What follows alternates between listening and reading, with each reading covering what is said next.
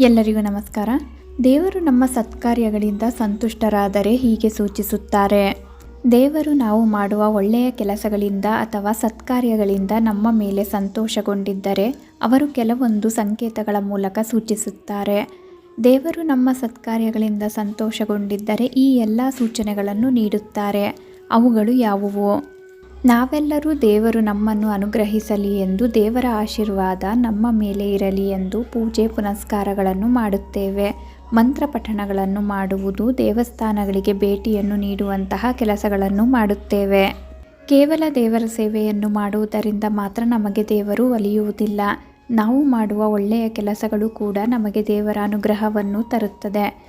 ದೇವರು ನಮಗೆ ಒಲಿದಾಗ ಅಥವಾ ದೇವರಿಗೆ ನಮ್ಮ ಮೇಲೆ ಸಂತೋಷವಾದಾಗ ಕೆಲವೊಂದು ಸೂಚನೆಗಳ ಮೂಲಕ ಅದನ್ನು ತೋರಿಸಿಕೊಳ್ಳುತ್ತಾರೆ.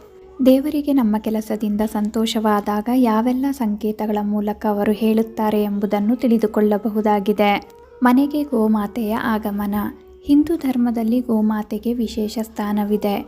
ಗೋವುಗಳನ್ನು ನಾವು ದೇವತೆಯಾಗಿ ಪೂಜಿಸುತ್ತೇವೆ ಹಾಗೂ ದೇವಾನುದೇವತೆಗಳು ಹಸುವಿನಲ್ಲಿ ವಾಸವಾಗಿದ್ದಾರೆ ಎಂಬುದನ್ನು ನಂಬುತ್ತೇವೆ. ಮನೆಯಲ್ಲಿ ಗೋವುಗಳಿದ್ದರೆ ಸಾಕ್ಷಾತ್ ಮಹಾಲಕ್ಷ್ಮಿಯೇ ಮನೆಯಲ್ಲಿದ್ದ ಹಾಗೆ ಎನ್ನುವ ಕಾರಣಕ್ಕಾಗಿ ಹಿಂದೆಲ್ಲ ಜನರು ತಮ್ಮ ಮನೆಗಳಲ್ಲಿ ಗೋವುಗಳನ್ನು ಸಾಕುತ್ತಿದ್ದರು.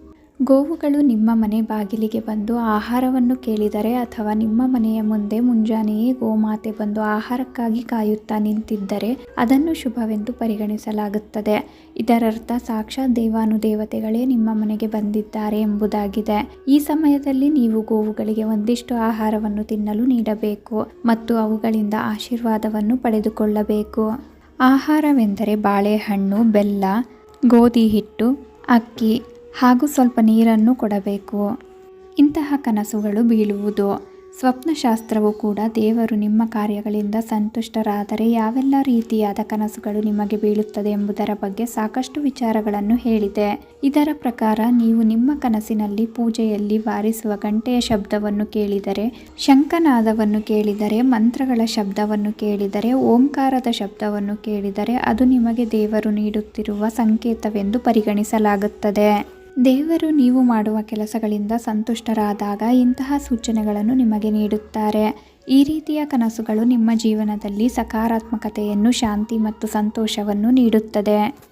ಪದೇ ಪದೇ ಬ್ರಹ್ಮ ಮುಹೂರ್ತದಲ್ಲಿ ಎಚ್ಚರವಾಗುವುದು. ಬ್ರಹ್ಮ ಮುಹೂರ್ತದ ಸಮಯವನ್ನು ದೇವಾನುದೇವತೆಗಳ ಸಂಚಾರದ ಸಮಯವೆಂದು ಹಿಂದೂ ಧರ್ಮದಲ್ಲಿನ ನಂಬಿಕೆಯಾಗಿದೆ. ಈ ಸಮಯದಲ್ಲಿ ದೇವರ ಪೂಜೆಯನ್ನು ಮಾಡಲು ಹೆಚ್ಚಾಗಿ ಸಲಹೆಯನ್ನು ನೀಡಲಾಗುತ್ತದೆ. ಶಾಸ್ತ್ರದಲ್ಲಿ ಬ್ರಹ್ಮ ಮುಹೂರ್ತದ ಸಮಯವು ಮಂತ್ರ ಸ್ತೋತ್ರಗಳನ್ನು ಪಠಿಸಲು ಸೂಕ್ತವಾದ ಸಮಯವೆಂದು ಹೇಳುತ್ತದೆ.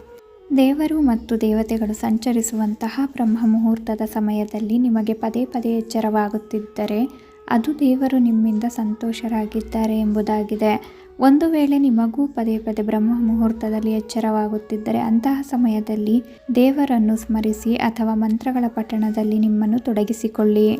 ಮನೆಯಲ್ಲಿ ಪಕ್ಷಿಗಳ ಗೂಡು. ನಮ್ಮ ಮನೆಯಲ್ಲಿ ಪಕ್ಷಿಗಳು ಬಂದು ಗೂಡುಗಳನ್ನು ಕಟ್ಟುವುದು ಅಥವಾ ಪಕ್ಷಿಗಳು ನಿಮ್ಮ ಮನೆಯನ್ನು ಪ್ರವೇಶಿಸುವುದು ಶುಭ ಸೂಚನೆ ಎಂದು ಪರಿಗಣಿಸಲಾಗುತ್ತದೆ. ಒಂದು ವೇಳೆ ನೀವು ಮುಂಜಾನೆ ಎದ್ದಾಕ್ಷಣ ಪಕ್ಷಿಗಳ ಚಿಲಿಪಿಲಿ ಶಬ್ದವನ್ನು ಕೇಳುವುದು ಕೂಡ ಶುಭ ಸಂಕೇತವಾಗಿದೆ.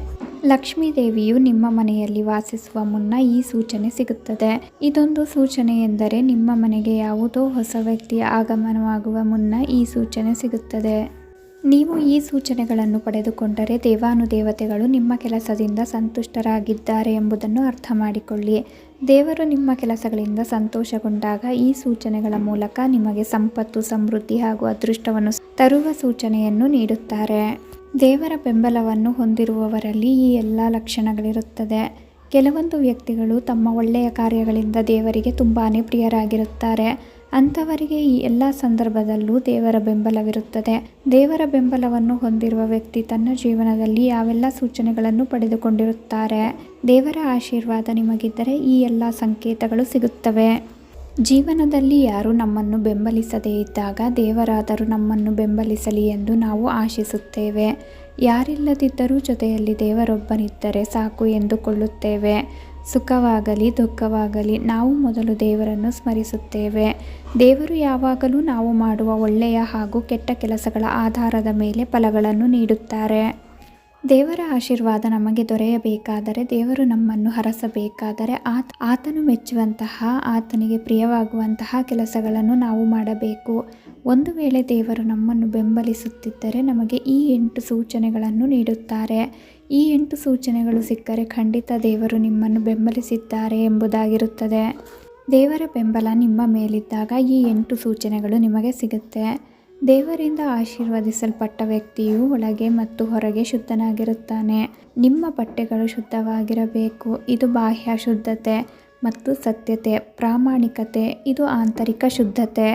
ಯಾವ ವ್ಯಕ್ತಿಗೆ ದೇವರ ವಿಶೇಷ ಆಶೀರ್ವಾದವಿದೆಯೋ ಅವರು ತನ್ನ ಪೂಜೆಯ ಫಲವನ್ನು ಇತರರಿಗೆ ನೀಡುತ್ತಾರೆ. ಅಂದರೆ ಅವರು ತನ್ನ ಸ್ವಂತ ಕಲ್ಯಾಣಕ್ಕಿಂತಲೂ ಮೊದಲು ಇತರರ ಕಲ್ಯಾಣದ ಬಗ್ಗೆ ಯೋಚಿಸುತ್ತಾರೆ. ದೇವರಿಗೆ ಪ್ರಿಯನಾದ ವ್ಯಕ್ತಿ ಎಂದಿಗೂ ದೇವರಿಗೆ ಪ್ರಿಯವಾಗದೇ ಇರುವಂತಹ ಕೆಲಸಗಳನ್ನು ಮಾಡುವುದಿಲ್ಲ.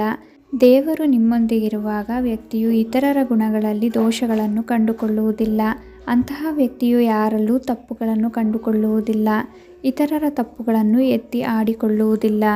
ದೇವರು ನಿಮ್ಮೊಂದಿಗಿದ್ದರೆ ಗಂಭೀರ ಅಪರಾಧ ಮಾಡಿದ ವ್ಯಕ್ತಿಯ ಬಗ್ಗೆಯೂ ಸಹ ನೀವು ಕರುಣೆಯ ಭಾವನೆಯನ್ನು ಬೆಳೆಸಿಕೊಂಡಿರುತ್ತೀರಿ.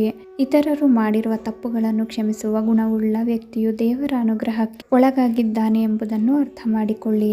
ಯಾವುದೇ ರೀತಿಯ ಗೌರವ, ಪ್ರತಿಷ್ಠೆ, ಖ್ಯಾತಿ, ಸ್ಥಾನ ಮತ್ತು ಕೀರ್ತಿಯನ್ನು ಪಡೆದುಕೊಂಡ ನಂತರವೂ ಆತನ ಮನಸ್ಸು ಅತೃಪ್ತಗೊಂಡಿದ್ದರೆ ಅದು ದೇವರ ಆಶೀರ್ವಾದ ಅವನ ಮೇಲಿದೆ ಎಂಬುದರ ಸೂಚನೆಯಾಗಿದೆ. ದೇವರ ಬೆಂಬಲವನ್ನು ಪಡೆದುಕೊಂಡಿರುವ ವ್ಯಕ್ತಿಯು ಹೆಚ್ಚು ಧೈರ್ಯಶಾಲಿಯಾಗಿರುತ್ತಾನೆ. ಯಾವುದೇ ಸಂದರ್ಭದಲ್ಲೂ ಯಾರಿಗೂ ಅವನು ಹೆದರುವುದಿಲ್ಲ. ಇಂಥವರ ಮನಸ್ಸಿನಲ್ಲಿ ದಯೆ ಮತ್ತು ಕರುಣೆ ಎಂಬುದು ಅತಿಯಾಗಿರುತ್ತದೆ. ಅವರು ಎಲ್ಲ ಜೀವಿಗಳ ಮೇಲೂ ಎಲ್ಲ ವಸ್ತುಗಳ ಮೇಲೂ ದಯೆಯ ಭಾವನೆಯನ್ನು ಹೊಂದಿರುತ್ತಾರೆ. ಇಂಥವರು ಎಲ್ಲರನ್ನೂ ಪ್ರೀತಿ ಹಾಗೂ ಗೌರವದಿಂದ ಕಾಣುತ್ತಾರೆ. ಇಂಥವರಲ್ಲಿ ಅತಿಯಾದ ತಾಳ್ಮೆ ಇರುತ್ತದೆ ಎಂದರೆ ತಪ್ಪಾಗಲಾರದು. ಯಾವುದೇ ಒಬ್ಬ ವ್ಯಕ್ತಿ ತನ್ನ ಜೀವನದಲ್ಲಿ ಈ ಎಲ್ಲ 8 ಲಕ್ಷಣಗಳನ್ನು ನೋಡಿದರೆ ಅವರು ದೇವರ ಆಶೀರ್ವಾದವನ್ನು ಹೊಂದಿದ್ದಾರೆ ಎಂಬುದಾಗಿದೆ. ದೇವರು ಅಂತಹ ವ್ಯಕ್ತಿಗೆ ಬೆಂಬಲವನ್ನು ನೀಡಿದ್ದಾರೆ ಎಂಬುದರ ಸೂಚನೆಯಾಗಿದೆ. ಇಂತಹ ಸೂಚನೆ ನಿಮ್ಮ ಜೀವನದಲ್ಲೂ ಅದು ದೇವರ ಬೆಂಬಲ ನಿಮಗಿದೆ ಎಂಬುದಾಗಿದೆ. ದೇವರ ಆಶೀರ್ವಾದವನ್ನು ಹೊಂದಿರುವ ವ್ಯಕ್ತಿಗಳ ಲಕ್ಷಣಗಳನ್ನು ತಿಳಿಸುತ್ತಾ ನಾನು ಈ ವಿಡಿಯೋನ ಇಲ್ಲಿಗೆ ಎಂಡ್ ಮಾಡ್ತಿದ್ದೀನಿ. ಈ ಮಾಹಿತಿಗಳು ನಿಮ್ಗೆ ಇಷ್ಟ ಆದರೆ ದಯವಿಟ್ಟು ನಮ್ಮ ಚಾನಲ್ಗೆ ಸಬ್ಸ್ಕ್ರೈಬ್ ಆಗಿ, ಲೈಕ್ ಮಾಡಿ, ಶೇರ್ ಮಾಡಿ, ಹಾಗೆ ಕಮೆಂಟ್ ಮಾಡಿ.